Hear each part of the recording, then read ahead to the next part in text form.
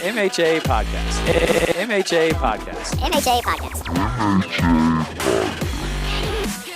Hey, I am hosting this show, Quinn. I'm sorry. You are taking the words right out of my mouth. Todd's drooling at the mouth. Let me get you a tissue right here. I'm worried that he's Nick Foles. I see the word regression plastered all over his stats. Well, and I cheated a little bit here. You bastard, how could you? This is a cheat-free zone, a Tom Brady-free zone, and you're funking it up. If I want to win a fantasy championship, I don't want my quarterback doing that crap. Wow. Eddie Lacy's going to be great. How could you, in your right mind, in your sane mind, Eddie Lacy's going to be great? I don't like doing it, but I'll agree with Todd. I totally disagree with Todd. Especially with Quain. I hate drafting next to Quain. I'm just gonna have that bottle of tequila right next to me. See, people should be listening to the show just to strategize around us.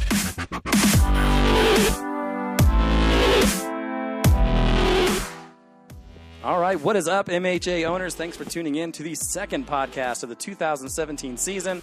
I'm Eric Lansing, and of course, joining me is the usual suspects. We'll start with Mikey Renault. Mikey, what's going on? Second podcast, wide receiver talk. What excites you about wide receivers? Guys catching the ball, scoring touchdowns. Everything excites me about wide receivers. Man, that is an awful answer. Everything that gets you excited, fumbles, lack of targets, wide receiver cores that's taken away from the top guys. It's all part of the game, Eric. Todd, how you like that analysis? I'm glad you're here to buffer between me and Mikey. He's way over there, and I'm way over here. How are you doing? What's going on? You didn't finish your dinner tonight, but that's all right. We won't tell Mama Diamond.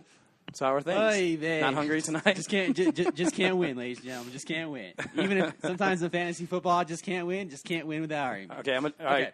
I'm just going to I know this is hard for you, but I just want you to give me one name. Give me one wide receiver. It could be anything. Just throw it out there. Okay, one wide receiver. Martavius Bryant is back. Yep, knew it was coming. That's why I did it. We'll talk about him. That's obviously one of Todd's favorite guys. Overrated, underrated. I think we'll have a pretty good discussion on that later in the show. And a special guest. Well, he's kind of special. He lives here in this building with us, looking on his phone, not paying any attention, drinking, but looks like he's ready to have a good time. What's up, Aaron? Hi, I'm Todd Diamond. No. Very good. Martavius Bryant, guys. Anyone? Anyone? That's really good. Yep. Oh, hey, how's it going? Good. Aaron's going to jump in and talk when he has something to say, and maybe some comedy effect on this side of the table. Not really. No? I'll have to do something because my preparation level right here is at 0%. Yeah, but you were saying that you did that last year, crammed a couple days before, and you were the best. You won the regular season championship. Is there such thing as in fantasy football? Not really. You didn't get a trophy. There can be. There can be. It's 4 months of being smug and 1 month of depression. Still, you're not. So you're saying you're done with the depression? You're over it now? Yeah, I'm fine. I'll be all right. But I'm a crammer. Yeah. Same thing I do in college. Cram before the test. Crammer? He's a Kramer? Crammer? I'm a crammer. That's what I do. And, of course, I'm Eric Lansing. In today's show, we're going to talk about wide receivers. It's all about wide receivers. We're in a full point-per-reception league, so there's a lot to talk about. We'll talk about some guys we think are being overvalued, some guys that we think are being underappreciated, and, of course, guys that you just need to stay the heck away from. Martavius Bryant, we'll figure that out later. Also, I'll ask these guys to give me some bold predictions from the receiver position, more of the sleepers and some of the bust guys. And, of course, if we get to it, there is a chance we may not get to it, but we're going to go 1 through 12 in the first round. We'll give you our thoughts on who should be the top 12 guys drafted. Before we get to all that, let's get to some news and notes. Extra, read all about it.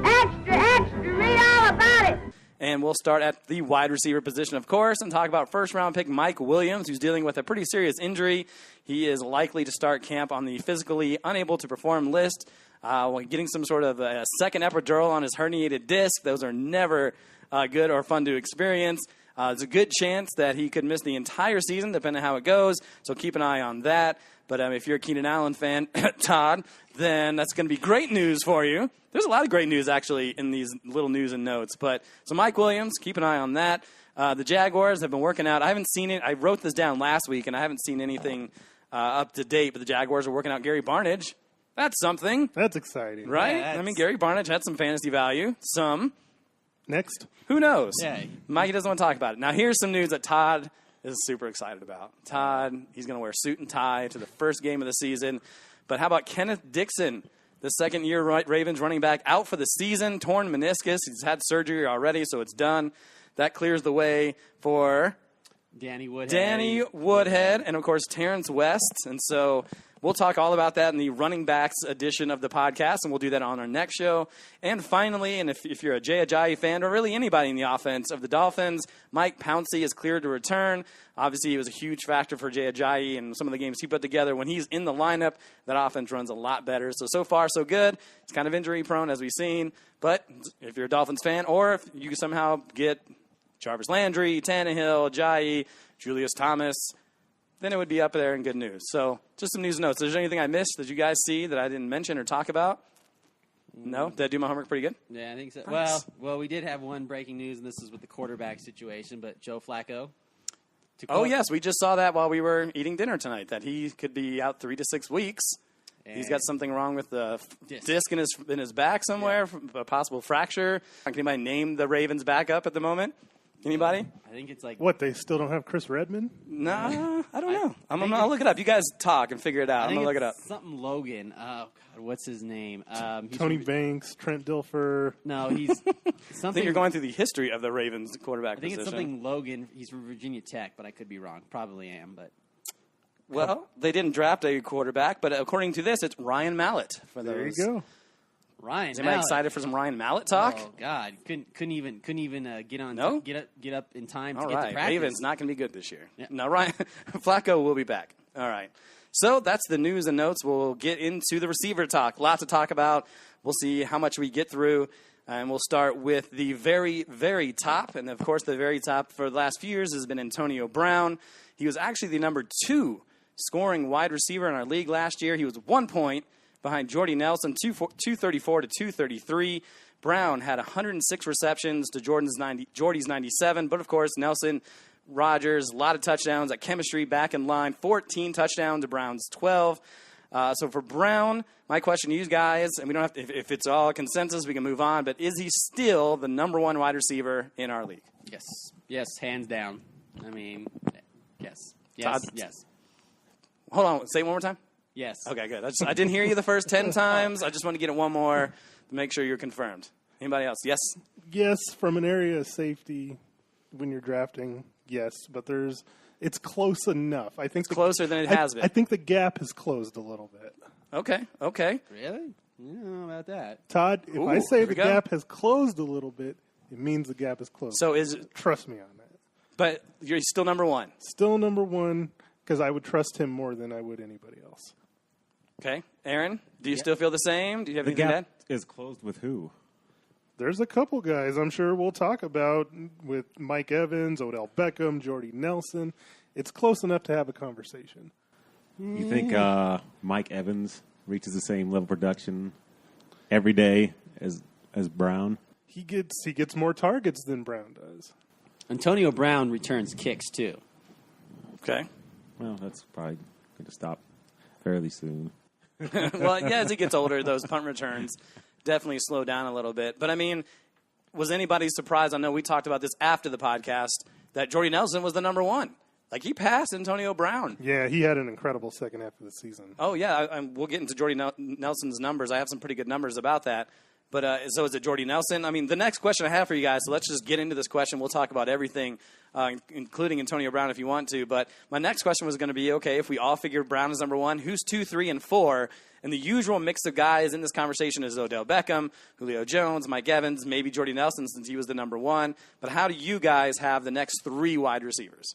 You guys want to answer that, and then we can kind of talk about how close they are to Brown? Well, I just named my 3, Evans, Nelson, and Beckham. In that order? In that order. So you have Evans above Beckham and above Julio? At this current time, yes. Wow. Okay. Yeah, Todd, what about you? I have Evans, Julio, and Odell. Well, I thought I was the crazy one for putting Evans over Julio. You guys agree that Julio is not number 2? Yeah. Just he doesn't score a lot of touchdowns, and that's kind of been a consistent trend. Sure, but 2 years ago he was the number 2 guy behind Antonio Brown because he had like over 115 catches or something that year. Yeah. But again, I mean, with Kyle Shanahan getting out of there, it could be a whole nother change in the offense. So you just don't know. Plus, he's had some issues with the foot every year. Yeah, I mean, he's got a toe injury right Yeah, now. Exactly. Like I saw it on the bottom line. He's still dealing with that injury. The thing that I will mention, the reason why I have Julio, I have it Beckham, Evans, and then Jones. The thing, and I don't know how much this really plays a factor. Kyle Shanahan's gone. So that offense is not going to be the same. In fact, they bring in Steve Sarkisian, who's been a college coach for forever, and Mikey brings in the drinking. A lot of booze going on over there. I think you have to be. But I mean, coaching in Alabama, obviously it's run first. It's been run first. I read somewhere like they had one season where they had more passing attempts than rushing attempts, but it was by the slimmest of margins. So they like to run. They're not a big downfield type of offense over there in Alabama. Now, obviously, the NFL is different. I know that, but these are the stats we have in front of us right now. We haven't seen any preseason. So I think that hurts them as well, is it going from a different offense. And you talk about Tampa's offense, and we can talk about Mike Evans too. And you guys can just chime in with whatever, Beckham. We can talk about whoever. But with Mike Evans, same offense. I think I'm not a big Deshaun Jackson guy, but he's going to open up the field a little bit, take some of the pressure off of Mike Evans. He's entering his third year now, or he just finished his third year, entering his fourth. And if you're talking about being closer to being over Julio Jones, has I saw one. I'd have to look. I'm all over the place with my notes here, but I think he's got 1 year of double-digit touchdowns, where Mike Evans has 2 in 3 years, and Julio's 1 in 5 years. It just seems like he's more productive, and everything's the same for him, where a lot of things have changed, and you haven't really seen any injuries with Mike Evans. So I thought I'd be the only one, honestly. I was like, what's wrong with you? Julio Jones should obviously be the number 2, but I have him 3 behind Beckham, but I think Evans has a chance to be even better this year. I think Mike Evans might lead the league in touchdowns this year. I think he might lead the whole league in touchdowns. If we want to go a little bold prediction. Okay. Aaron, do you have anything to say about Brown, Beckham, Evans, Jones, or Jordy Nelson at all? Those guys stand out to you in any regards? No, No? not really. Okay. They're just, the best wide receivers, but yeah, that's all right. Who would you pick second? Who would you take after Brown? I'd be waiting for the bottom to fall out on Nelson, honestly. Okay. I mean, he's 32. Yeah. So that's up there. I'd But I be worried mean, about that. what he did last year was really good. Coming off an ACL injury, now he's 2 years removed, and he has Aaron Rodgers, who's the second best quarterback. But I see what you're saying. I mean, all these guys ahead of him, or at least I have Jordy Nelson ranked 5th, but all those guys before him relatively young. Brown's 29, so he's still relatively young. 24 for Beckham, 24 for Mike Evans, 28 for Jones. So at some point, that you hit the wall, the old man wins. He wins 100% of the time. So totally understand that. So where do you guys have Jordy? Is he kind of in that realm with these guys, or do you have him kind of ranked lower because of his age, or maybe last year was a fluke and maybe there's a chance he gets injured with ACL? What do you guys think about Jordy Nelson? No, I have Jordy up there with those guys. The guy's got Aaron Rodgers throwing him the ball. Sure. That's it. I mean, yeah. That's his man. That's his man. No, he definitely loves some Jordy Nelson. I mean, what he did last year, I don't think any of us would have thought. He played in every game. Every single game, considering what he came off of. And when he got hurt, he was in the preseason 2 years ago, so he has plenty of time. But still, not everybody responds the same way. Some people take a little longer to try to get their footing back. But he stepped right in, and boom, he was off and gone. And just did amazing things. Something like he had 5 100-yard games, and 4 of them came in the second half. And I think 8 of his touchdowns came in the second half when it was playoff time for a lot of folks. So what he did was phenomenal. And he's, like we said, 32. So it should be interesting to see. Okay, let's keep going. Next on the list is a guy that kind of broke out last year. I mean, he came out of nowhere. He was drafted because he had a great preseason. And usually you don't see a lot of guys have a great preseason and quickly. I mean, Victor Cruz is a great example. 3 touchdowns in a game, didn't do much maybe the first couple years. But how about Michael Thomas, who came out to record 92 catches, over 1,100 yards, 9 touchdowns. He took a promising preseason, as we mentioned, to be the number 1 guy. Pretty much they were like, you're so good, we're going to get rid of Brandon Cook so you can be the number 1 guy. What are some of your thoughts on Michael Thomas? Does he do it again? I see a lot of people drafting him kind of in the early second round part, especially in a PPR format. Is it a fluke? Can he do it again? Do we like him? Do we not like him? What are your thoughts? He's got Drew Brees attached to him, so yes, I would. Kobe Fleener had Drew Brees and did nothing. Just to let you know. True, but I mean, Burn. Really? I just had Kobe Fleener in it. Burned my asshole big time. Well, so this is not a top flight wide receiver, but a wide receiver that made a big impression on Drew Brees. And, I kind of look back on this like with Marcus Colston when he came in the league and just what he did in his first few years in the league with Drew Brees. So I kind of see that with Michael Thomas. And you know what? I could see somebody drafting Michael Thomas in the first round over some wide receivers that may have injury concerns or anything like that. So Michael Thomas definitely high, on my list this year. Over who? So I would actually over Des Bryant. okay. Over Des Bryant. I mean, I know everybody now is the Cowboys like, oh, the Cowboys are back. Like, calm shit down. Let's be real. But Calm your tits, Todd. yeah. So Mikey, is he a fluke or is he even a first-round pick? Oh, right on the edge, man. He's not a fluke. I mean, I agree with Todd because he's playing with Drew Brees. Brandon Cooks is gone. I mean, that just only gives him more opportunities. I mean, plus they have 10 games on turf.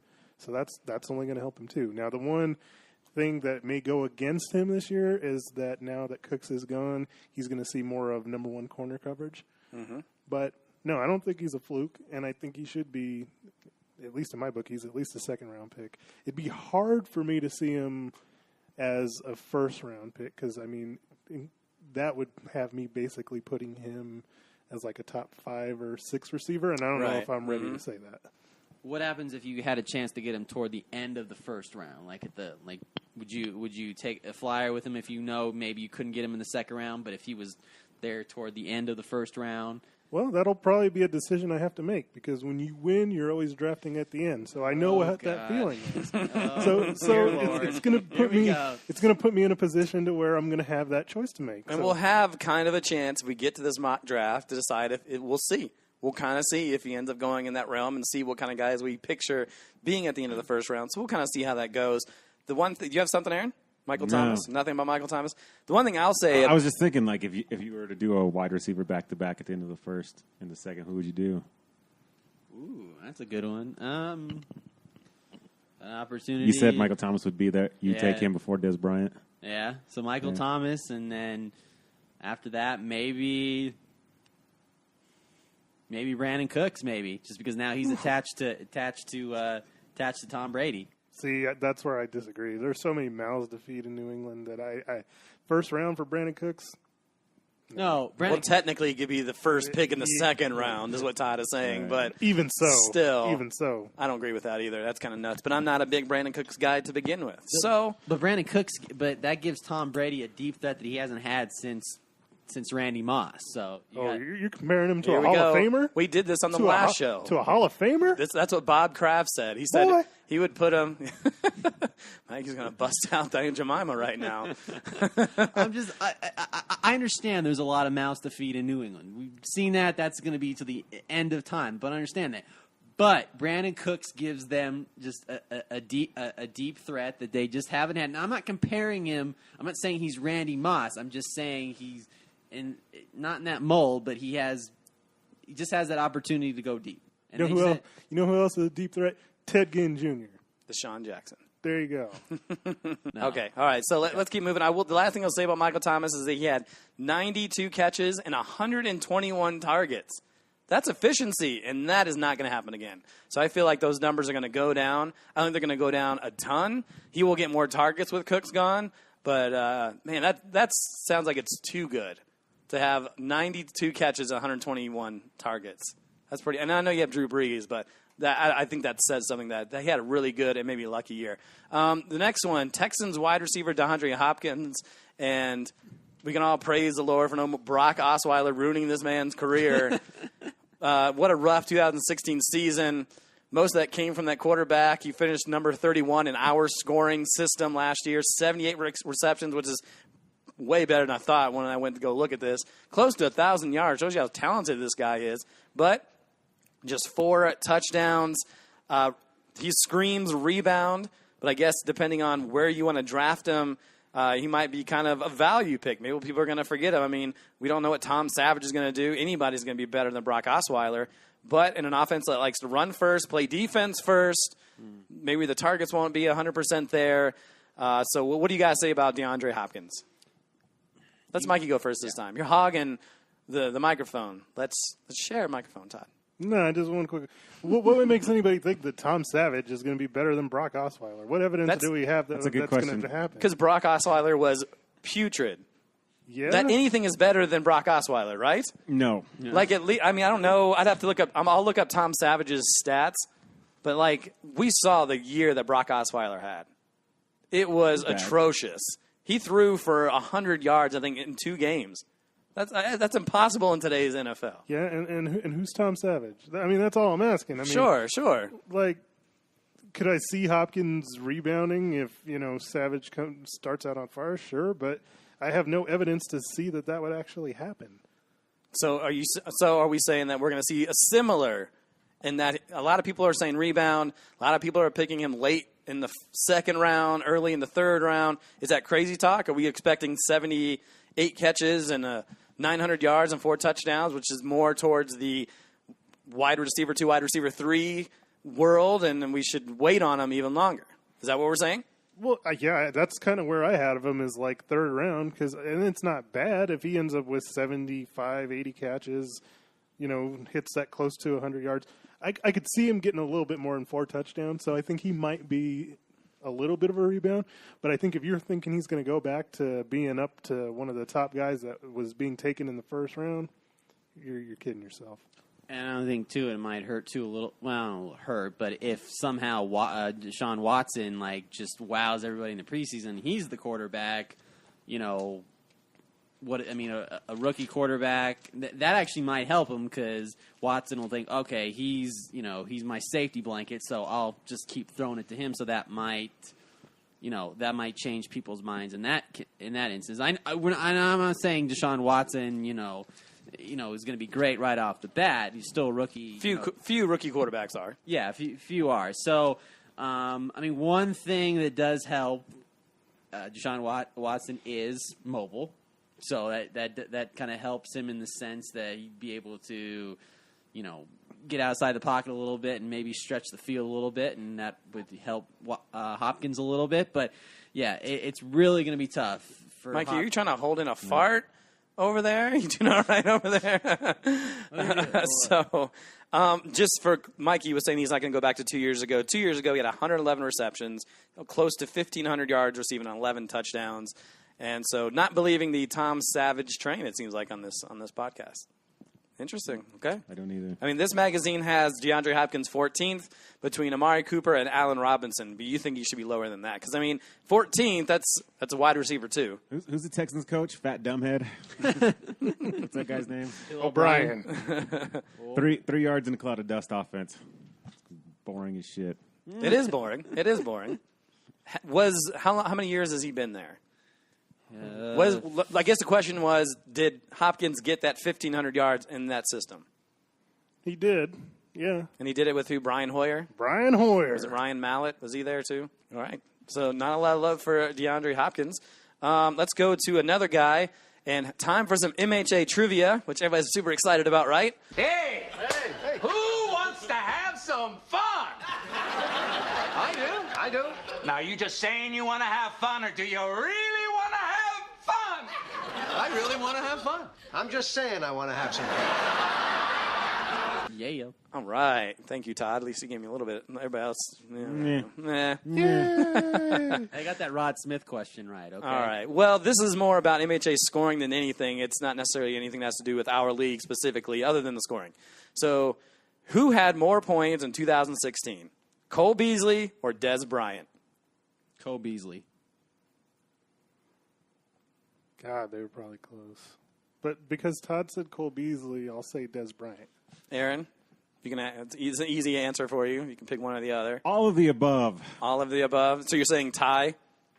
Sure, why not? And Aaron would be right. They both had the same number of points. Well done, Aaron. There's a little clap for you there. In our scoring system, they both had 138 points.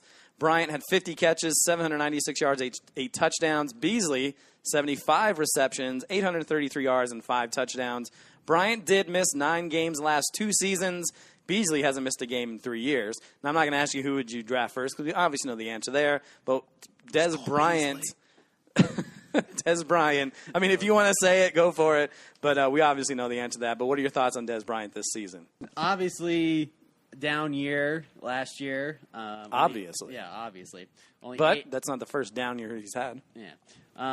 Only 8 touchdowns last season, but obviously now the way the Cowboys now have maybe found their franchise quarterback and a franchise running back definitely opens it up for Des Bryant. Obviously a great offensive line, so it gives Dak Prescott time to throw it to Des Bryant. It's going to be tough because I think really now they're going to ride Ezekiel Elliott all the way through. So I think Des Bryant at least just gets 10 touchdowns. So where do you have him rank on your list? When I have him on my list, 7th. All right, who's ahead of him and who's behind him? Ahead of him is Michael Thomas and A.J. Green. Behind him is Brandon Cooks and Amari Cooper. All right, Mikey, Des Bryant. Yeah, I mean, I'm waiting to be right about him eventually. I mean, the last 2 years, he's, it's kind of screwed whoever drafted him both times because of this injury. Came into that. Came on strong, though, last year. It looks like he was starting to build a pretty decent relationship with Dak Prescott. So you would only hope that he would stay healthy and he would return to the beast form of 3 years ago. And that relationship ends this year. Yeah, you think so? Des Bryant sabotages himself. Big Cowboys news week after week.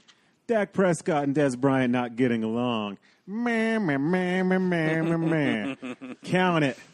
I could honestly see that happen. But Yeah, for sure. Yeah. He's a very moody individual.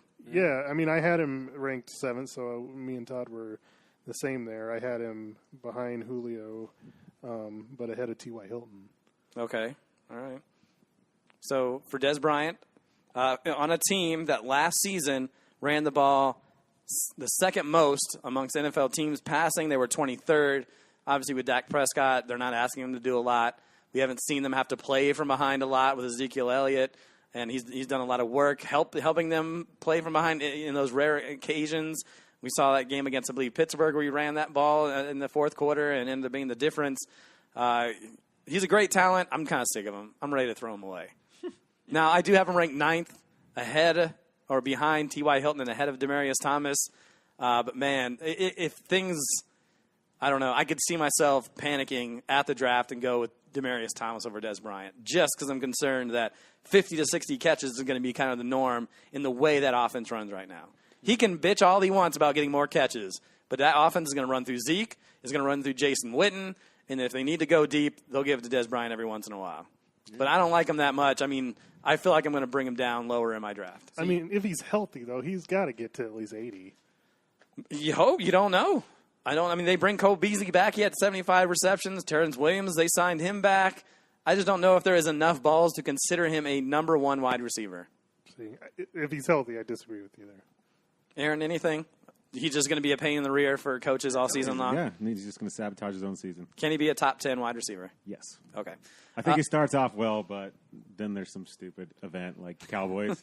Cowboys end up behind in a game. They're trying to come back, and they lose. And then Des Bryant blames Dak Prescott for not throwing the ball enough, and that's why they lost. And then the season just But that's okay. I mean, because who cares if their season gets sabotaged as long as he's still getting his numbers. This is what we're talking about. He won't. But they didn't appease him last year. Yeah. He was hurt. Well, I mean, it's still, in the time he was there, they ran the ball the whole season. They ran Ezekiel Elliott into the ground. 1,700 yards rushing. They hardly threw that ball. They didn't need to.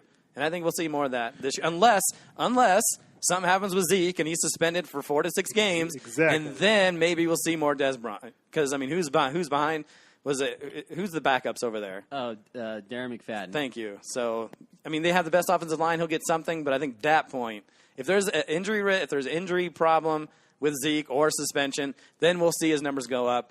But until we see that, if you're asking me now, I think he's going to be maybe 10 or 11th in my rankings. Maybe. So I don't know. Des Bryant. The expectations on that team are I'm tired of waiting for higher him. this year. I'm tired of waiting for him. I feel He you. had a couple good years. I feel you on that. Like Aaron, he trips over his own feet. I don't know. That's my own thought. All right, let's keep going. Let's talk about Oakland. Let's talk about some Oakland guys. Who would you rather draft in Oakland? Amari Cooper or Michael Crabtree? Cooper all the way. Yeah, look at Mikey. Yes, I see it. He's on my side. Michael Crabtree over Cooper. I give Cooper a slight edge because to me it's like the same guy. Like they're both going to be like somewhere around 80 catches, over 1,000 yards, and like 7 or 8 touchdowns. The only reason I give an edge to Cooper is for youth and big playability. Crabtree's probably your more consistent position receiver. He probably gets more looks in the red zone. But to me, it's like the same guy. There's not a whole lot of difference. Not a whole lot of difference. Here's a big difference. Although I do think Cooper's over. So who's going to have? I mean, this. All right, fine. Who is going to have more points at the end of the year? Cooper or Crabtree? Cooper. I'm going to go with Cooper, but you guys slightly. 2 years in a row. Like, it might be like 2 or 3 points, maybe. So this is how it's panned out the last 2 years. Last year, Crabtree finished 10th overall in our rankings with 183 points. Cooper finished 16th with 165. 2 years ago, Crabtree outscored him 176 to 153. Hey. So what changes this year? Other than they have to throw the ball more because they don't have a sturdy running back, and I don't count Marshawn Lynch as a sturdy running back. Like Richard Sherman said, don't try me with no sorry receiver like Crabtree. Don't try me. Crabtree was a top 10 wide receiver in our league. And here's another step. You mentioned the red zone. He has out-targeted Cooper 41 to 25 the last 2 years and outscored him in the red zone last year 7-0. We know who Derek Carr likes. He likes him as a Michael Crabtree. He does. Yes, Cooper is a phenomenal college wide receiver. He's a great NFL wide receiver. But we know who Derek Carr likes most. So give me that guy. I have him ranked higher than Cooper in my rankings. It's crazy to think because I understand he's younger. He's got more of the upside. This will be his 3rd year, and there's the cliche of the wideouts break out in year 3. But I can't. I was right about Crabtree last year. I'm going to be right about him this year. Right. You don't think Crabtree has already hit the ceiling on what he can do? No, he's only 29 years old. Yeah. But, so he's not like he's 34. I've never been a fan of Crabtree, personally. You don't have to be a fan of 89 catches, 1,000 yards, and 8 touchdowns. Neither is Talib. That's why I took that chain right off his neck. Yeah. Damn right. That's Bush League, isn't it? Isn't that Bush League? Like, I understand. No, that's Talib. That's Talib. That's Talibin right there. You know we're turning into Thuggets right now, right? Hey. Thug Life, this is what's going on right now. Hey, Thug Life gets us some championships. I'm okay with that. I'm just saying Crabtree might hit a ceiling. That's all I'm saying. Yeah. I'm not willing to place a bet on it because I could see you being right. It wouldn't surprise me. Aaron won't tell you that. No. And I live with I'm him. right now. Crabtree hit a ceiling. So it's interesting. It'll be interesting. I don't know. I mean, I'll have every opportunity to make that call. So we'll kind of see how it goes. Anything else? Any last Cooper, Crabtree? I mean, all right, Todd, you're saying Cooper. What kind of stats do you see for Cooper this year then? I think Cooper gets 92 receptions, even though I know that's very specific. 92, 93, around there. I don't know. And then touchdowns, he gets like 13. Holy, that's a lot. That's a ton. They're going to be throwing that. Wait. And this is just where, because if Marshawn Lynch is going to be part of that ground game, I mean, is Oakland going to be one of those teams that scores like 35 to 40 points? Because that's the only way I see him getting that many. I think they're. I think especially against the Chiefs defense twice, the Broncos defense twice. I didn't say they were going to score against the Broncos. Damn right you did. So you're taking 4 games out of their schedule, and he's still going to score 13 touchdowns. That just means in some of those games. Sounds like you have some sort of love affair with Amari Cooper. I don't know. Is it because he's an Alabama wide receiver, right? Oh, look at that! Roll Tide! Roll Tide! Roll Tide! Hey. It's all about the you, son. Just remember that. No, I just think this, like I said, this is going to be his breakout year, and I think Carr now has his money, so he's going to keep throwing it to Michael Crabtree as he did the last 2 years. No, he loves that dude. No, he loves him. He's going to throw it to Cooper. Okay. I think that you're in love with him. What? That's ridiculous. No, I don't think so. You love him. All right. We're obviously not going to convince Todd, and he can finish last again. Chiefs wide receiver time. I did not finish last, okay?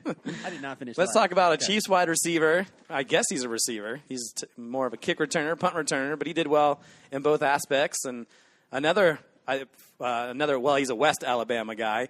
He was very productive in his rookie year. And Tyreek Hill, he ran for 267 yards, scored 3 times, caught 61 balls for 593 yards and 6 touchdowns. And, of course, he was stellar in the return game, scoring 3 touchdowns. Where do you place Tyreek Hill in your draft queue?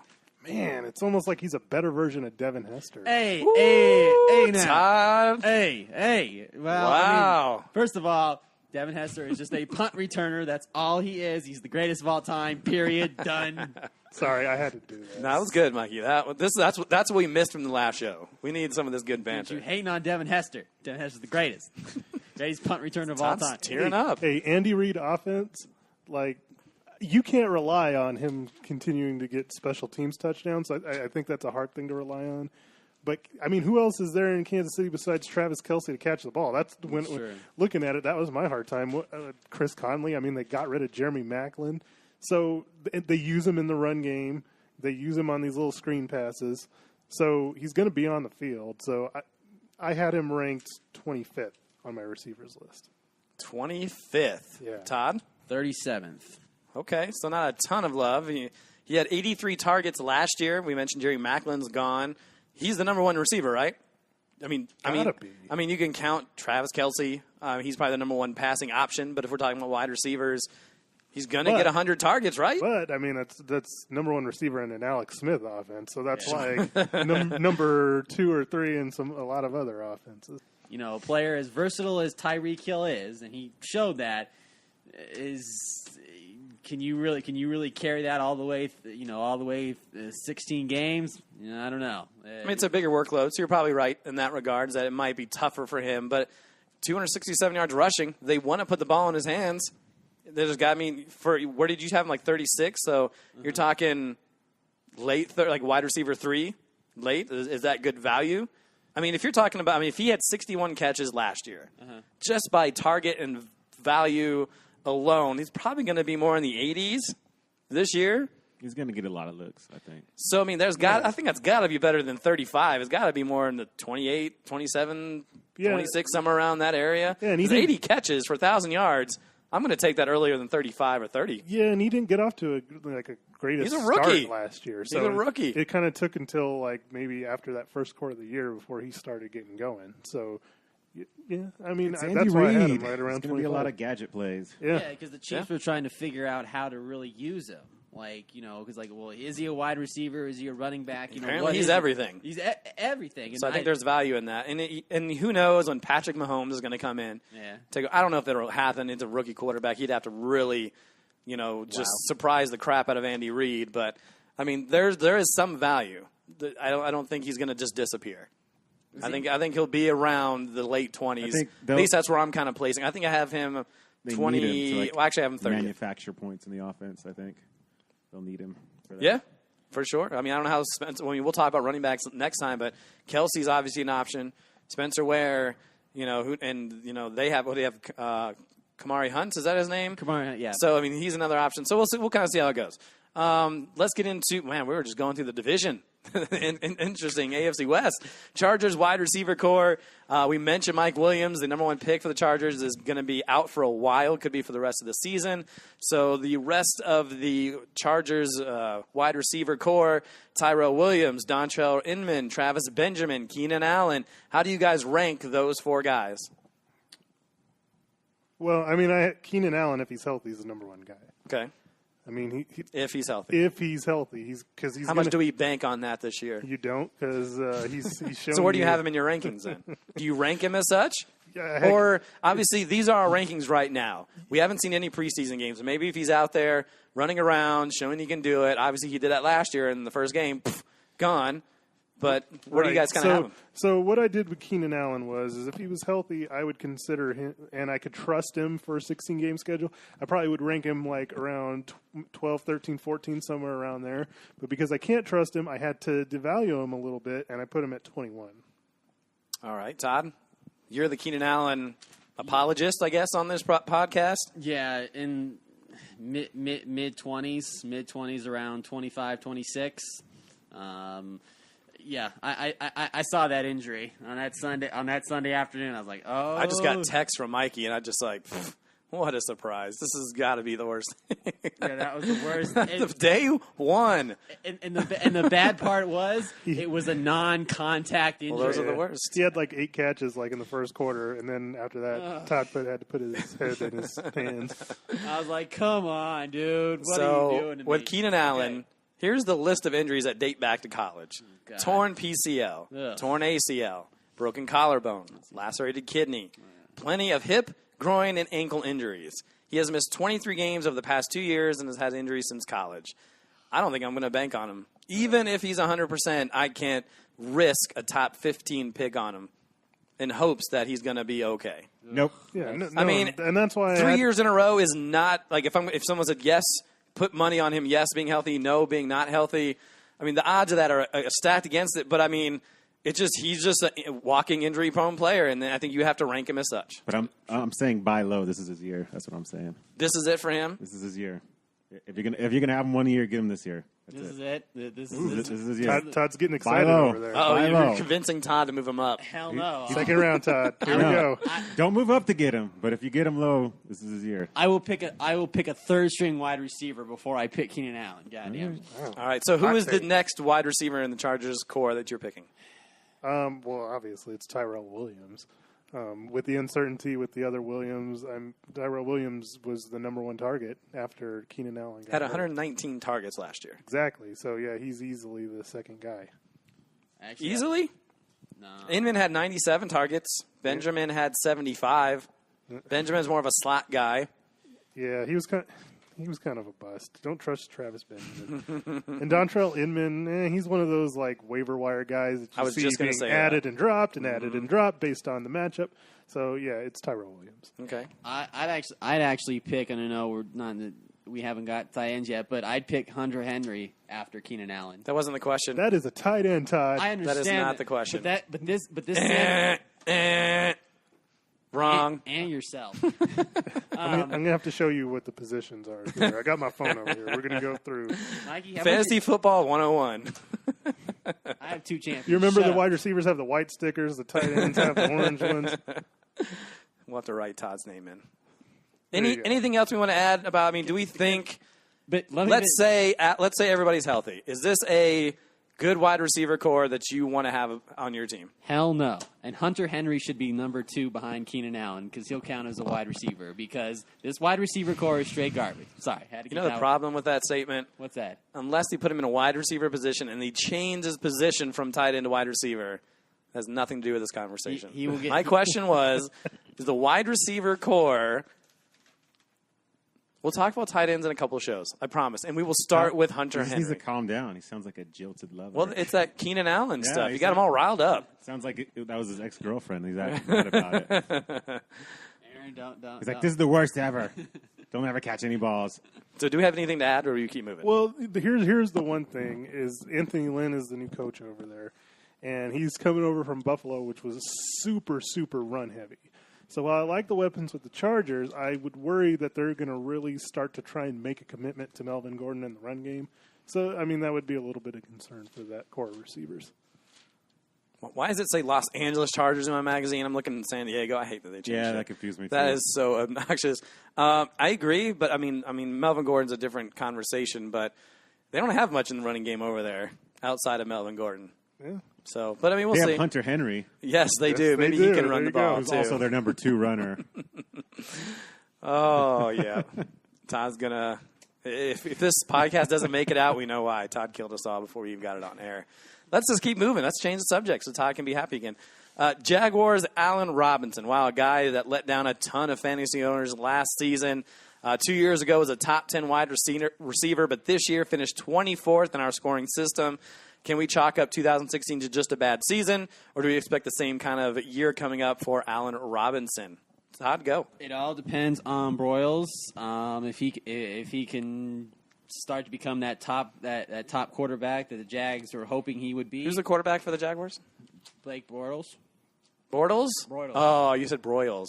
Yeah. I wasn't sure who that was. I thought maybe something happened. I don't. Sometimes things change during the day. Break Broidles. Whatever. All right, go ahead. Back to Blake Bortles.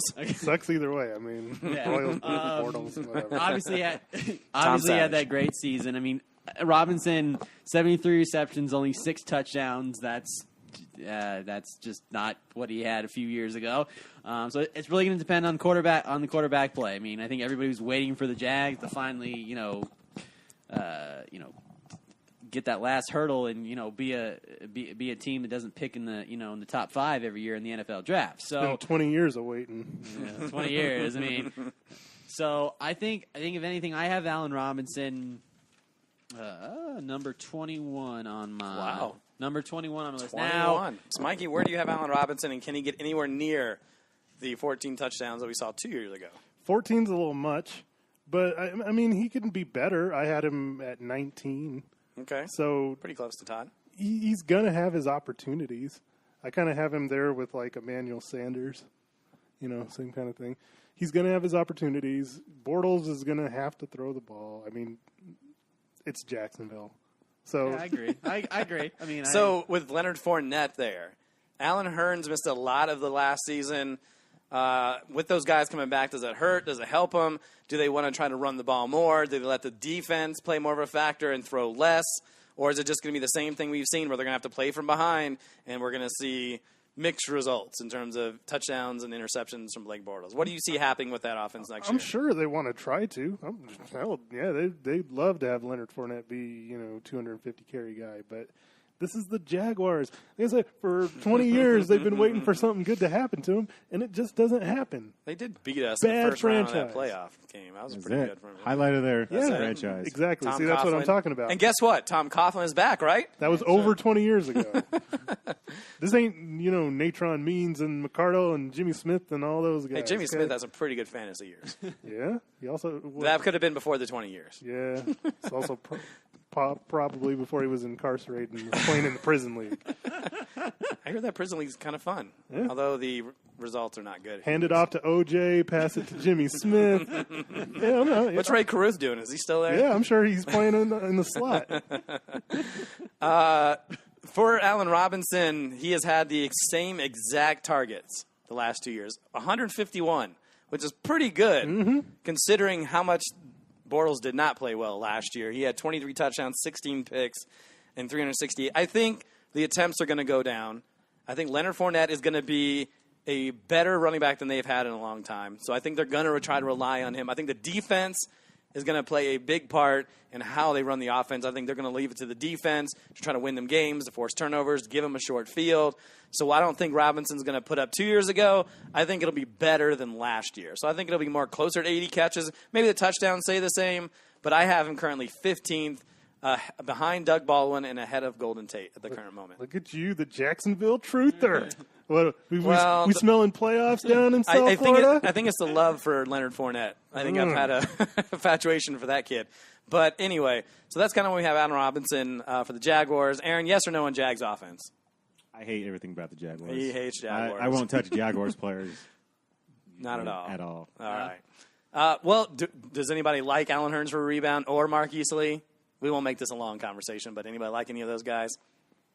Wow. he's Nothing. No one likes it. maybe Allen Hearns is because he's from the U. Yeah, But there you go. There you go. Why don't you draft Jeremy Shockey while you're at it? He's thinking about it. Let's keep going, and I'm going to start with Aaron this time. But Vikings wide receiver Stephon Diggs, he had a breakout season in his second year in the NFL, finished with 84 catches, 112 targets. That's pretty efficient, too. 903 yards, 3 touchdowns, so that's a bit low. But in his second year, finished as the 28th wide receiver in MHA scoring. He did have some injury problems last year. His stats did deteriorate later in the year as Adam Thielen kind of got hot. Diggs had just 2 double-digit fantasy games in his last 5 games, and they were just barely at 10 and 11. Aaron, can Stephon Diggs be a top, let's say, 12, number 1 wide receiver? Does he have that ability? Or are we No. crazy? No, because Aaron had Stephon Absolutely Diggs. That's not. why I'm asking him. So what kind of season do you think he has? Similar to last year? I mean, does he progress any? He was only in his second year. Usually the breakout is in the third year. Sam Bradford, Aaron. You like Sam Bradford? Nope, no one likes Sam Bradford. I don't know. I think it's kind of going to be the same thing. Boom or bust, Okay. week by week. He got hot and made it look like he was going to be more than he was, but I don't see him doing much more than he did last year. Okay, what do you guys think? Mikey, what do you think about Stephon Diggs? So, from perspective of like being able to put him into like a flex or something like that, I think it's solid because he's a guy that's going to get you the PPR points because he'll get you like 6 catches for like 30 yards, This is a 7 PPR for league, 40. Mikey. Exactly. So he has some value, but I don't see him as like somebody that's going to be like being able to be a number 1 or 2 guy. I watched a lot of those games. He's just in that offense. He won't be utilized correctly to do it. He's like 5 yards in a slant, dude. That's what he is. Now, a lot of that, he was dealing with an injury, according to the reports. So if he's 100%, can he be better? I mean, 6'3". So is that injury? So he's kind of got that size for a prototypical number 1 wide receiver. Is that injury Sam Bradford? Because that's what I think it is. Sam Bradford threw a lot last year.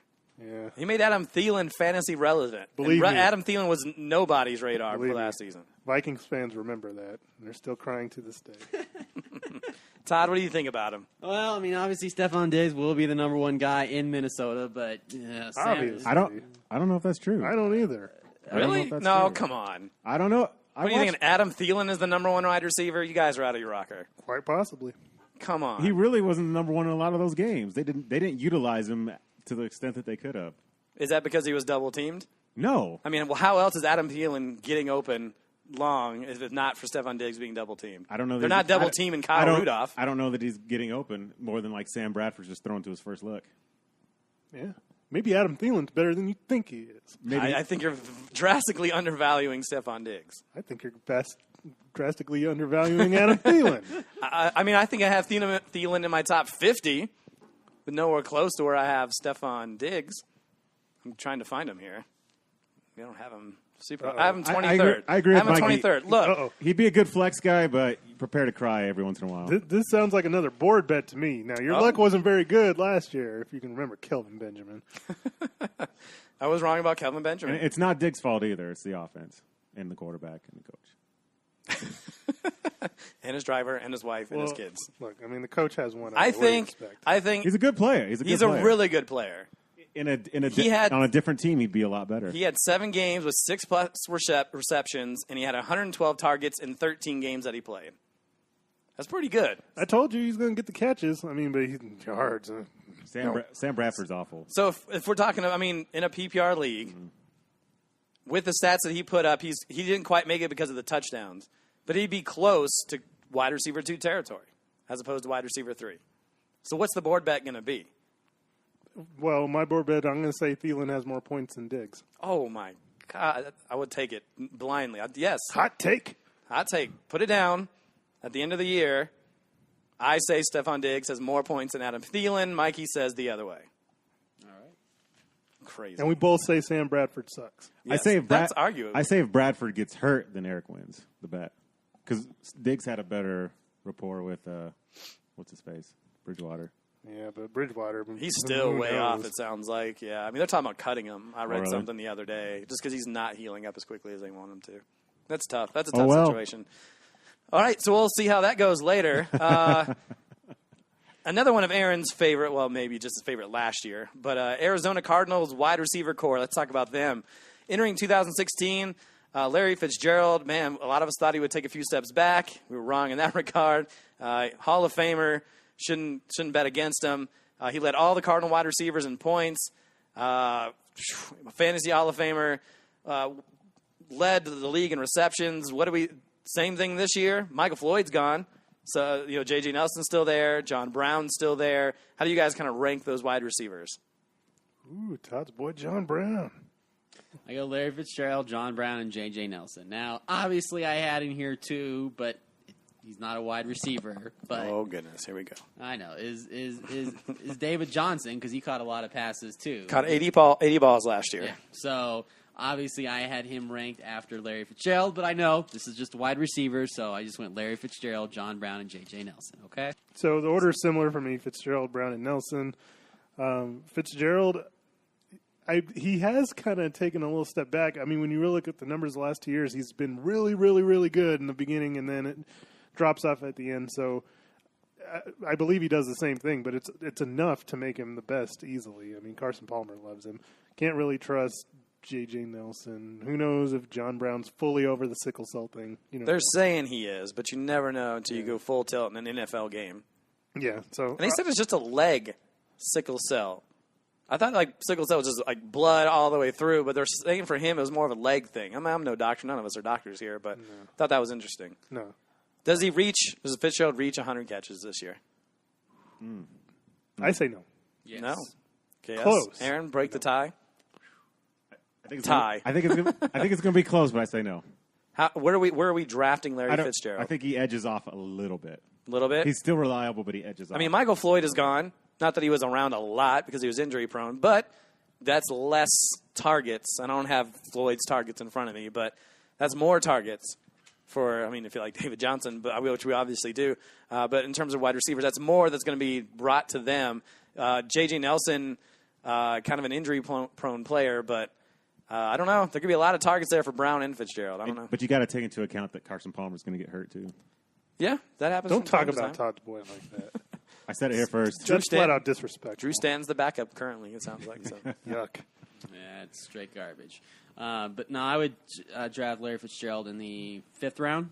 Solid number 2. He's not going to put up a 0 on you. Yeah, There and you go. I had him, at 20. Just he gets those 2 games against the 49ers alone. That's like Yeah, that's a lot of money right there. You have him 21st, so pretty close to where you guys have him. All right, let's go to a team we're all very familiar with in the Broncos. As Bronco fans, we get to watch their games and really get to see more of how things are played out in that offense. We obviously have a brand new head coach there. Emmanuel Sanders and Demaryius Thomas are the top 2 guys. I think, and correct me if I'm wrong, but I'm pretty sure we all have Demaryius Thomas first, Emmanuel Sanders second. But the question is with the... I actually have Hunter Henry first. Oh, do you? Oh, okay. Let's talk about that some more. With the quarterback situation kind of in flux, do we see these quarterbacks putting up similar numbers to last year, or are we undervaluing Demaryius Thomas, who used to be kind of an elite top 10 wide receiver? What do you guys kind of see those guys at? Well, DT's always the same. He's like 90 catches, 1,000 yards, and 10 drops. Well, should we start adding negative points for drops, and then he falls very much so in our rankings? No, I'm just Okay. joking. But, yeah, I think you're right. He's ahead of Emmanuel Sanders. I think it'll improve. His numbers were great with Mike McCoy. It will start instituting that bubble screen that he likes so much back into the offense this year, which will help him out a little bit.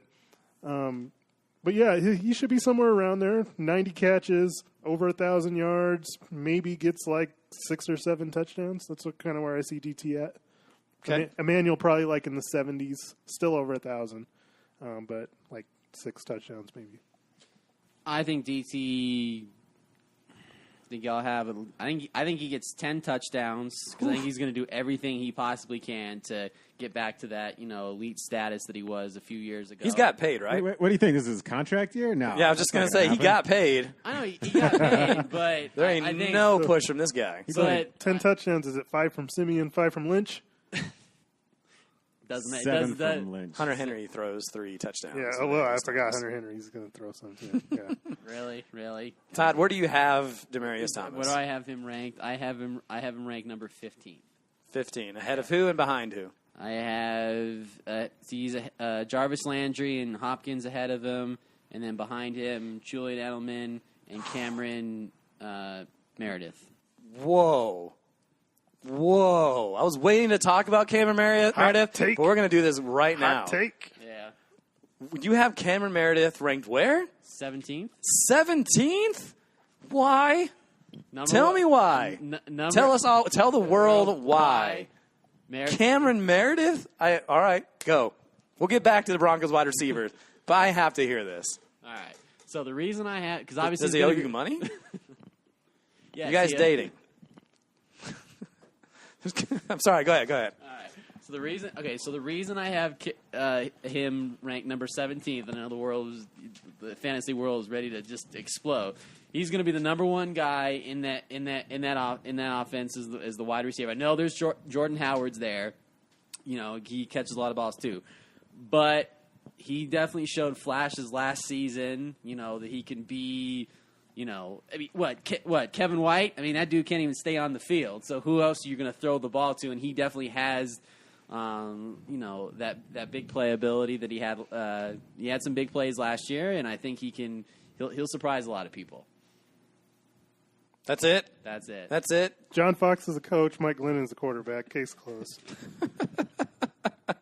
I have Cameron Meredith 42nd. Just watch.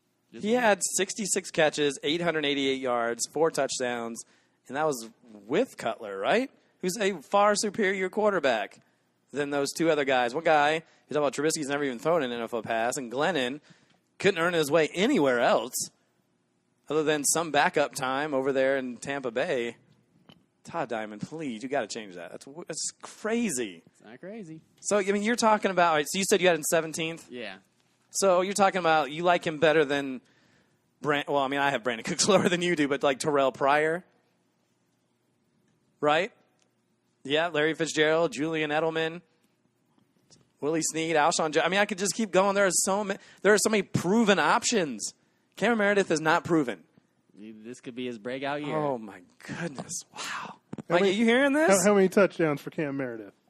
He gets at least 9. Oh, my goodness gracious. He gets 9, but he'll get a lot of receptions. So. Oh, Cameron Meredith.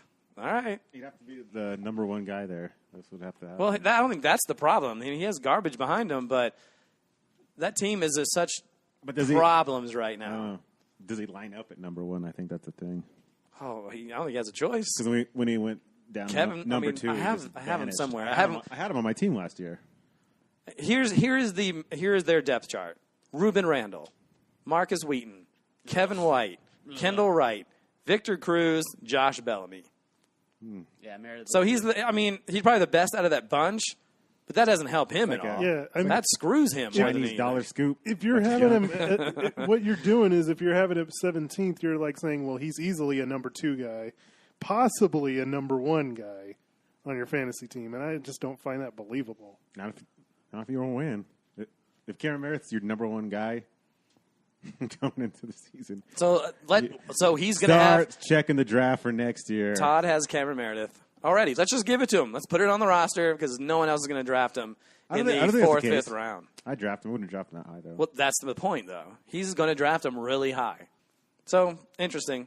I just want to talk about it now. Anything else you guys want to say about the Broncos wide receiver core? Pretty similar to what we saw last year with these guys. I think the numbers will be better. Think they'll be a little bit better. Do you have a favorite quarterback? Lynch. Lynch is going to be the man that's going to be providing Not these. necessarily. I think his ceiling is higher. So if his ceiling is higher, then he has to be in for the Broncos wide receivers to be more productive. If it's Simeon that ends up winning the job, it's going to be similar. I think if Paxton Lynch wins the starting job, then their numbers are going to be drastically better. Drastically. So maybe Thomas gets back to 10 touchdowns. If Simeon wins it, then they'll be better slightly. But just that's all going to be a product of the system, I think. So the Broncos wide receiver situation, we'll see how that goes. But they're both good quality wide receivers. Both will be drafted. Both will provide a decent value. Dolphins wide receiver core. We'll look at one. Yeah, we'll look at this one more core, and I think I had you guys rank them, but I don't think there's a big rank in this, so we can just kind of talk about whoever we want. I'm sure that we all have it. Jarvis Landry first, Devontae Parker second, Kenny Stills. I made the mistake on a different. I don't know why I get those two mixed up. Kenny Stills. So Landry is obviously a big PPR guy. Do we think he kind of puts the same stats against touchdowns are always so low? Can he make that a little bit higher? Tannehill, I don't know how you guys think about him. Give me some of your thoughts on Jarvis Landry. I mean, he's going to get his receptions. Touchdowns, like you said, are going to be the biggest question. I mean, Tannehill is talk about up and down as a quarterback. I mean, some games he looks like Aaron Rodgers. Other games, looks like any of the Browns quarterbacks. Just can't win. So the Dolphins can't win. That's what it sounds like. Yeah, the Dolphins can't win. But I mean, at times, as I said, Tannehill can, does look like top flight, but looks like a top 15 quarterback in the league. So I don't know what you're watching, but go ahead.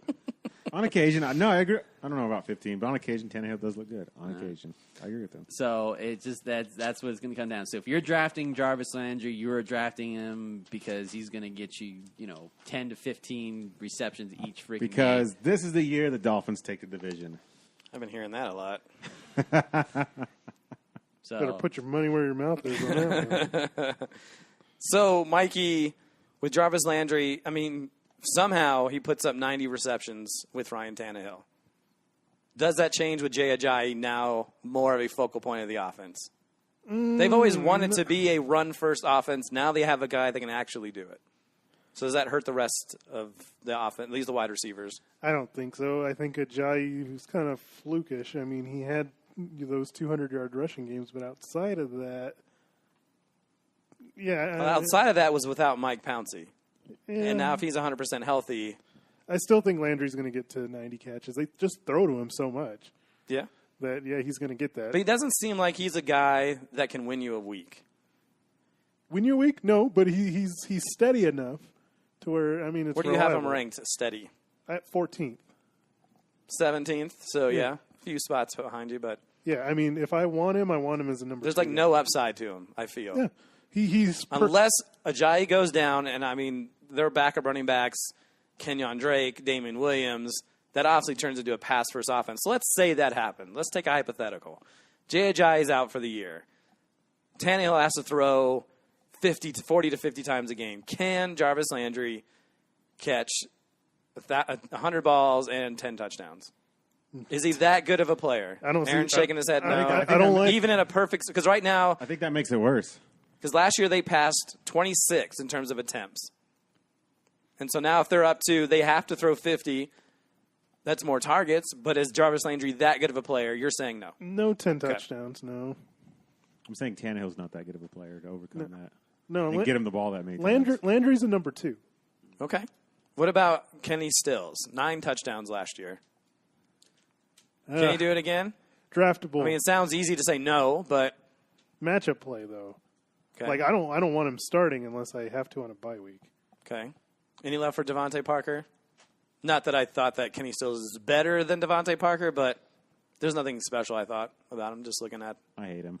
Aaron's not a big fan. Man, I think I drafted him last year. He sucked. He's another take a flyer on a good matchup on a bye week guy. They do have, according to this, the magazine I have in front of me, they have the 6th easiest offense or schedule this Telling year. you. Yeah. I don't know Telling if you. that matters I too much, don't know. but Tannehill, wow, just not a love. I just for like Tannehill. would see my, I'm buying the Dolphins this year.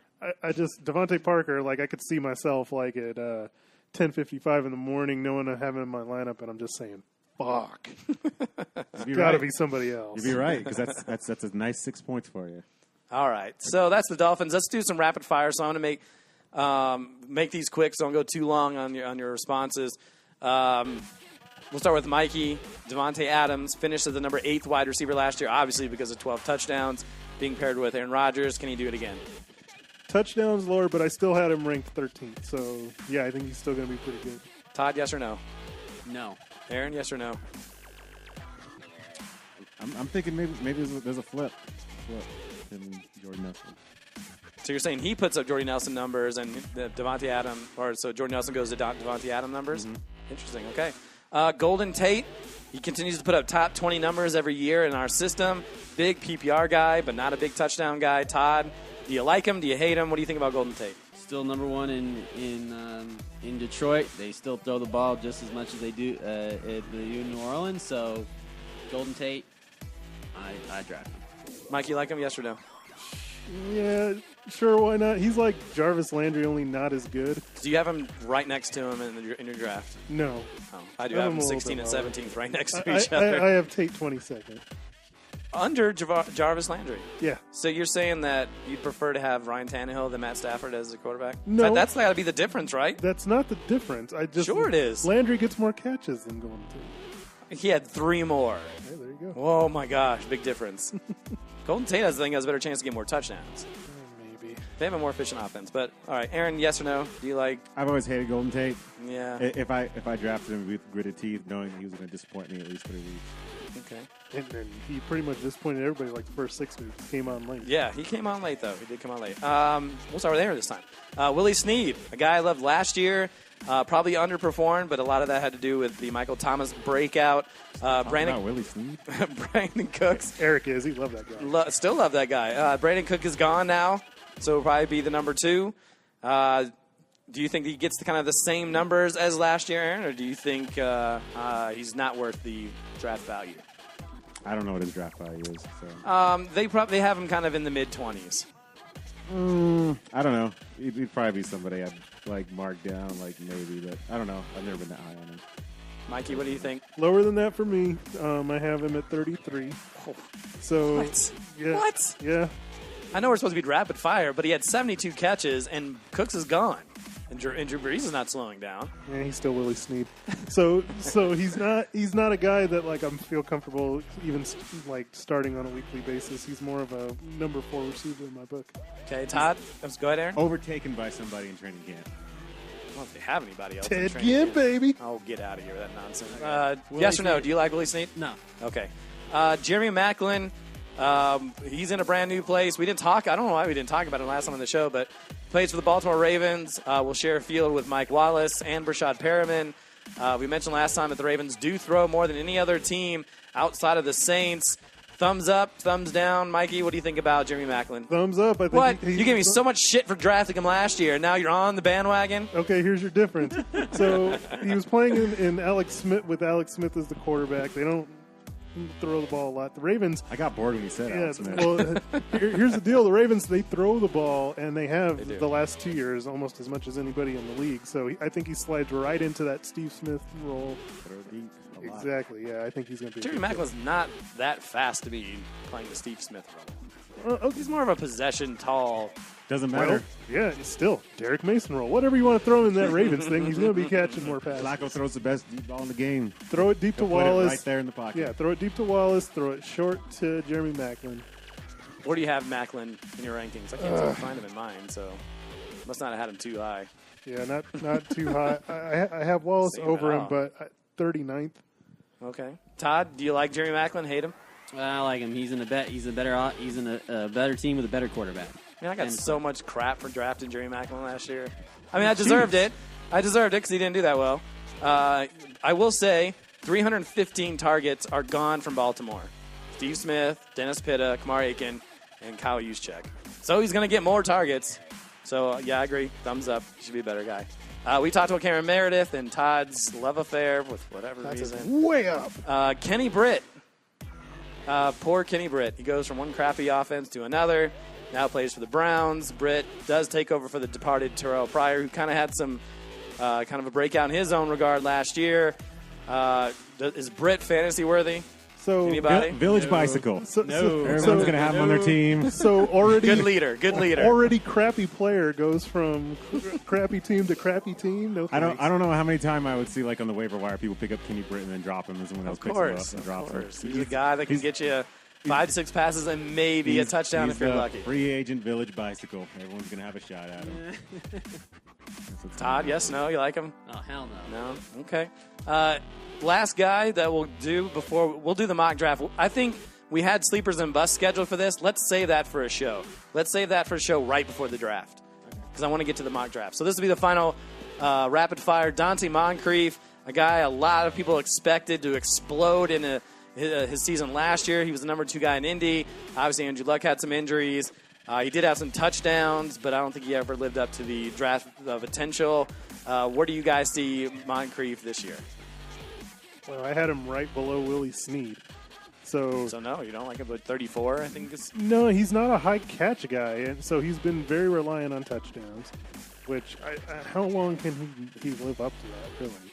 So and he's been injury prone too. Yes, So he has. Yes, he has. that's another reason why I have to downgrade. I don't see any upside. I'd say dig harder. You can find somebody better than that. I mean, you hope he has potential. Obviously, with Andrew Luck, hopefully Andrew Luck stays healthy because That's a big if. That's a big if. Offensive I know. line. Yeah, offensive line too. So it really depends. I mean, if you can get those two things to work, then yeah, Dante Moncrief is a great wide receiver. But I'm not really too high on him. Again, I'll draft a third string wide receiver in a better offense. I think you guys are crazy. I think Dante Moncrief will be a great wide receiver. He had 7 touchdowns in 9 games last year. Perfect. 6 I know touchdowns. his team he's going to be on. He's going to be on my team. And Sitting on the I mean, bench. obviously, I agree. but I think he can bust out No. and have. He won't be a high. Moncrief will be sitting on the bench. If he's getting, and then you'll put him in a bye week and you'll be crying about it. maybe I could do a lot of crying in fantasy football. He's Eric Smacklin this year. Maybe, maybe. He'll be sitting your bench But he's a all younger year. Macklin. He's a younger Macklin. All year. He's only 24 years old. You'll put him in on the bye week. He'll say the matchup's great, and he'll Fine. just That's bust. right. I'll ride him You'll- to the playoffs. It's fine. you'll cry Okay, about let's it. go into the mock first round. This is kind of how we had it set up. Now Aaron's joining us, so we're going to do it. Todd gets the first pick. Mikey's the second. I'll be the third, and Aaron will be the fourth, and we kind of follow that throughout the whole scenario. I don't have my rankings, so I don't know. I'm just going to guess. Well, since you're fourth, you can do some research and find. Here, you can go through this one. Yeah. You can go through my Just magazine. Give me some cheat rankings so I could just look at There it. you go. That's someone else's mock draft. Okay, so Todd, you have the number one pick in our draft. Who are you taking? Antonio Brown. Did you not see what David Johnson did last year? Why do you hurt me? You hurt me. All these years, we think, yeah, Todd's good. He knows what he's doing. Explain why you're taking Antonio Brown over David Johnson. Go ahead. Mikey's lucky. He's got the number 2 pick. We know who he's taking. Antonio Brown still does just as much as what David Johnson does. All right, and Disagree. disagree. Let him I know. finish, and then we can disagree with him after he's done.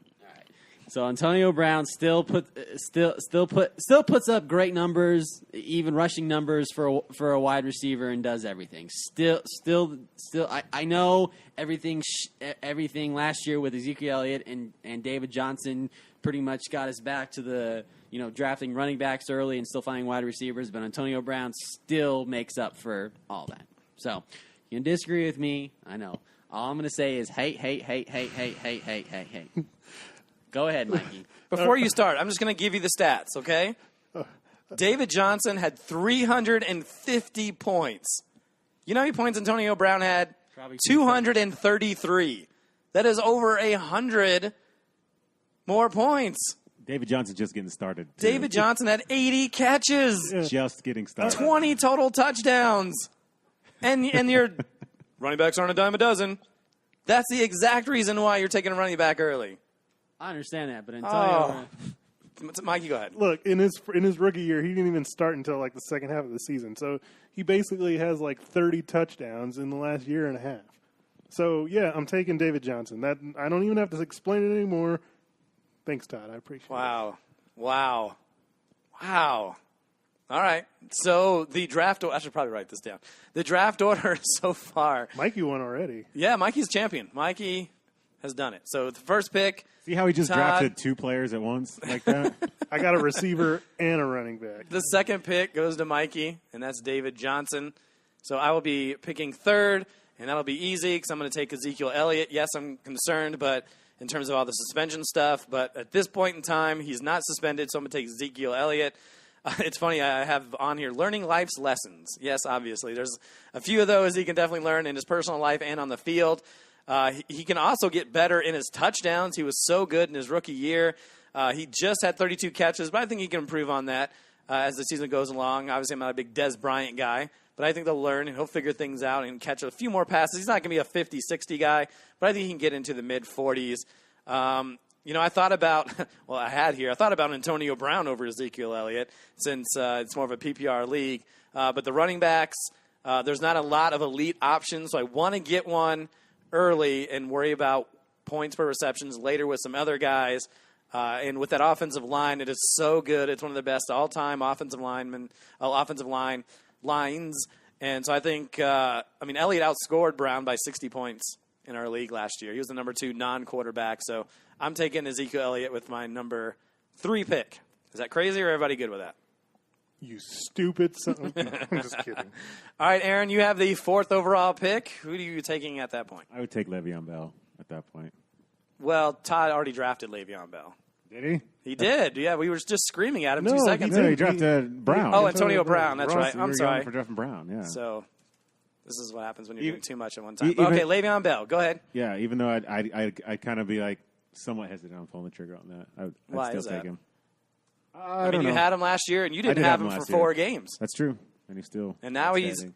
knock on wood, if you're his agent, but so far he's going to start from day one. Yeah, I could worry about. I would worry about maybe carries or looks being taken away from stuff like that. I don't know. I will say for Le'Veon Bell, because he had 75 catches and missing 4 games. Imagine if he would have played all 16, closer to 90, perhaps, and shot himself way up in terms of the scoring. I mean, he outrushed David Johnson, 1268 to 1239. So he can catch and he can run, and if he has a full season, we might be undervaluing at 4, but that could be just me. Can you guys name, here's a question for you, who is the backup running back in Pittsburgh? It's not D'Angelo Williams. James Some dude. Conner. James Conner. Very good, Todd. Someone did their homework. Also behind him are Niall Davis and Fitzgerald Toussaint. So we know who's getting the carries. I disagree with you. You just said someone did their homework. If they did, they would have had David Johnson number 1. And Cameron Meredith further down than 17th. Todd, finish your dinner. All right. So far, we've had 4 picks. Todd took Antonio Brown over in the first pick. Mikey took David Johnson. I took Ezekiel Elliott. Aaron took Le'Veon Bell. With the 5th pick, Todd is taking da-da-da-da. I'm super scared to hear what he has to say, but who is it going to be? He doesn't even know. Odell Beckham Jr. All right. Finally, a pick we can get on board. Tell us why you would pick Odell at number 5. Odell Beckham Jr. probably the second best wide receiver in the entire league. I mean, obviously now there's a lot of mouths to feed now in that Giants offense, but he's still the number 1 guy. He can still put up, he can still catch over 90 receptions and put up double-digit touchdowns. So Odell Beckham Jr. with my pick. Anybody have anything to add or disagree with that? We good with Beckham at 5? Go with that. In 3 seasons, he's finished in our scoring. He's finished 6th, 11th, and 5th. So he's been spectacular. He's averaged 91 catches, 1,300 yards, and 10 touchdowns. And with Brandon Marshall, I think he'll take some away. But man, that dude's just so talented. Eli likes him. The other thing is the cornerbacks in the division, or at least the secondaries, are weak in that division. Washington last year was 25th, Dallas 26th. Philly was average at 13th. So I think there's still plenty of yards to be had there for the Giants, who are going to throw a ton because the running backs still stink. They didn't do anything to address that situation. All right, Mikey, who are you taking after Odell Beckham? So it's like Mike Evans just falls like right into my lap. So now I got David Johnson and Mike Evans. Thanks to Todd. Man, it's scary already, isn't it? Right? Yeah. What do you like? Yeah. Is there anything you want to add about Mike? What do you liked about Mike Evans? Touchdown maker, target monster. Yeah. I mean, I could do it without 5 drops he has every game, but they throw him the ball enough to where he can make up the difference. So, and I think Jameis is going to be a lot better this year in his 3rd season.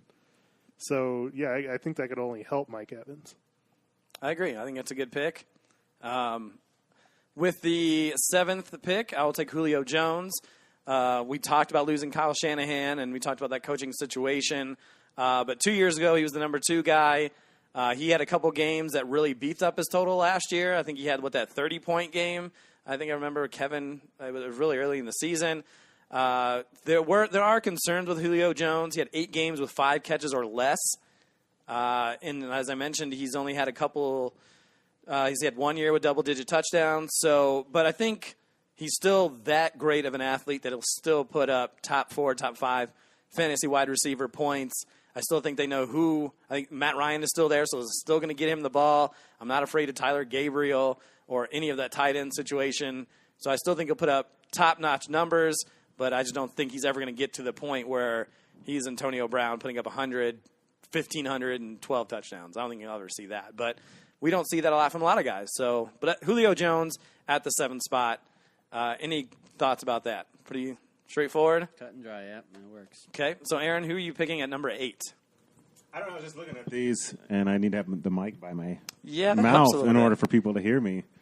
But I was kind of curious on what everybody thinks about LaShawn McCoy versus Jordan Howard. Yeah. I have LaShawn McCoy after Drew Brees. So I think that's not a bad pick if you're looking for running back. LaShawn McCoy. But who do you think has more upside going in the year? Well, if it was up to me, I'm picking Drew Brees just because. Drew Brees. I said Jordan Howard. Sure.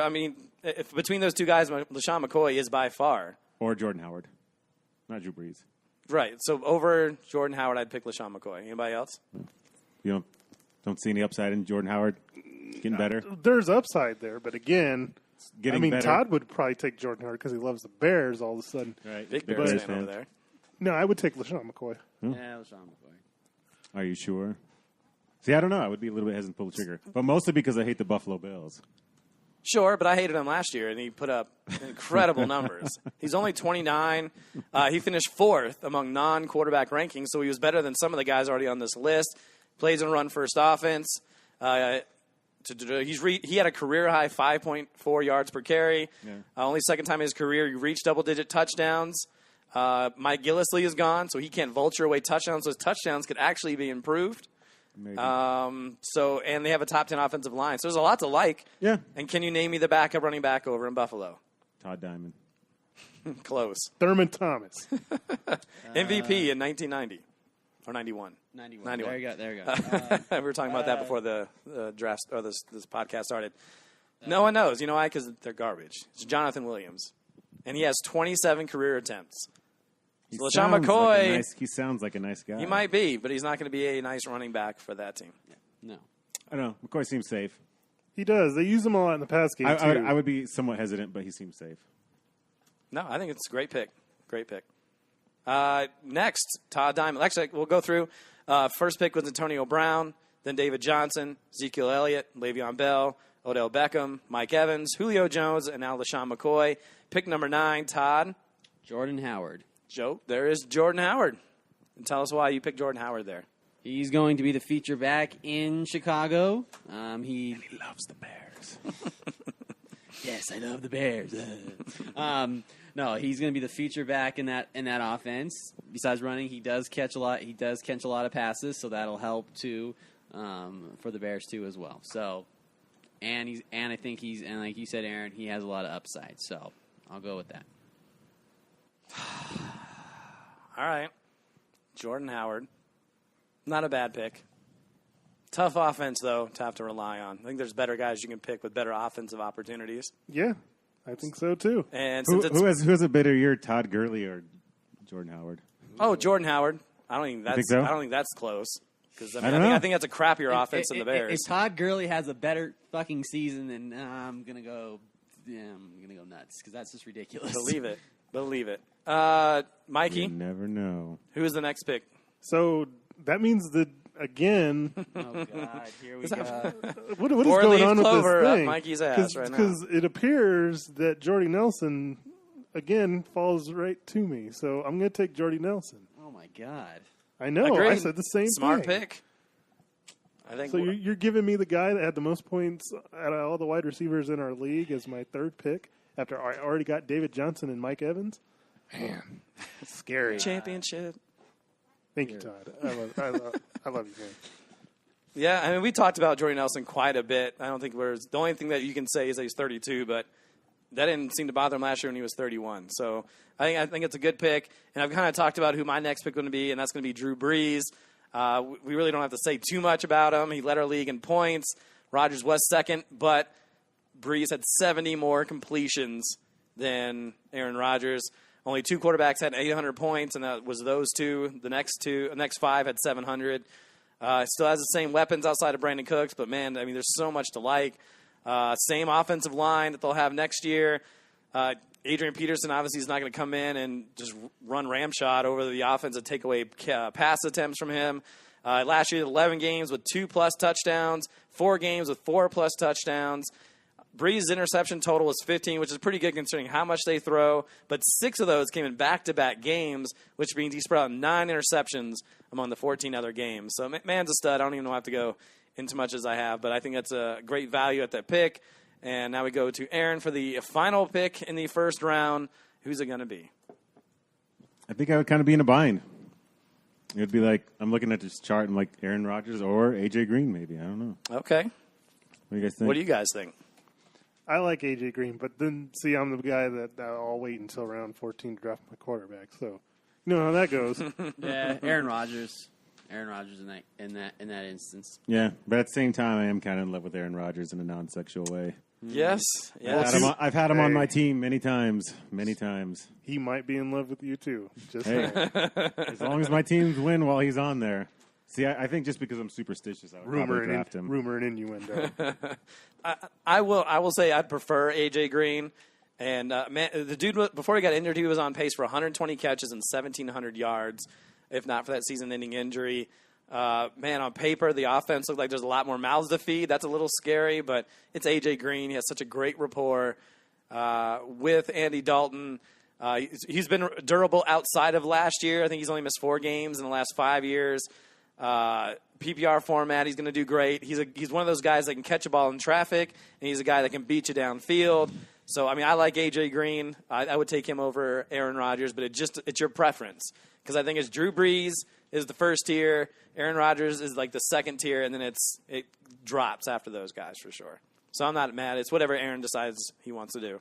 So you got to pick somebody. There's only one guy on the second tier, though, in my opinion. I agree. That's what I'm saying. It's Drew Brees tier 1, Rodgers tier 2, and then 3 I think that's goes why those down. quarterbacks go so high, because after that, there is definitely a muddling of the value after those 2 guys. So you're taking Rodgers. I would take Aaron Rodgers. All right, he's taking Aaron Rodgers. I'm a sucker for tradition. Why not do it again? Well, you were close last year, so it doesn't hurt to kind of go with the same guys. Close to what, Eric?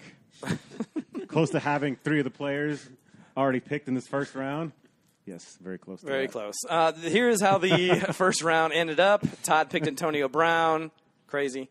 Mikey went with David Johnson. Brilliant. I went with Ezekiel Elliott as the 3rd pick. 4, Aaron took Le'Veon Bell. Todd took Beckham in the 6th pick. Mikey took Mike Evans. Eric took Julio Jones in the 7th. Aaron then went with LaShawn McCoy. Todd took Jordan Howard with the 9th pick. 10th pick, Mikey took Jordy Nelson.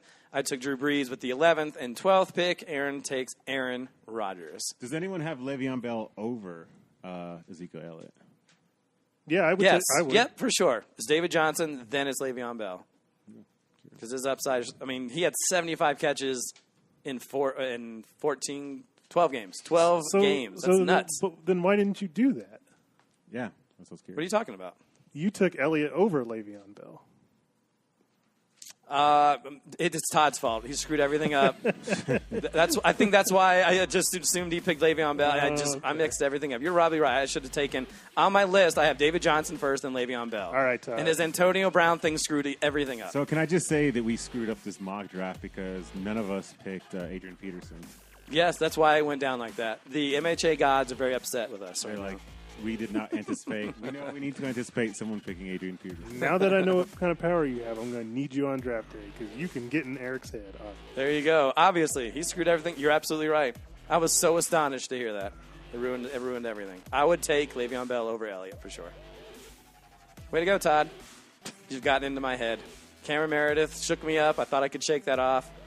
And then this. Well, Hunter Henry was Todd's next pick, so we just didn't have enough time. We didn't have enough time. We're more than an hour for sure. Yeah, Hunter Henry goes 11. Either that or Cameron Meredith. Interesting stuff on this show. A lot of fun wide receiver talk. A lot of Hunter Henry talk. Eric screwing the first round up. But pretty straightforward. Pretty exciting. I'm excited. We will get to you guys soon about draft days and times and draft orders and all that fun stuff, so stay tuned. I want to thank the guys for joining me this evening and hanging out. And next time, we'll talk about some running backs. A lot of running backs to talk about, and especially with the elite being so small of a list, you got to find those diamonds in the rough. Right, Todd Diamond? Damn right. There you go. Thanks for joining us. We'll see you next time on the MHA podcast. See you.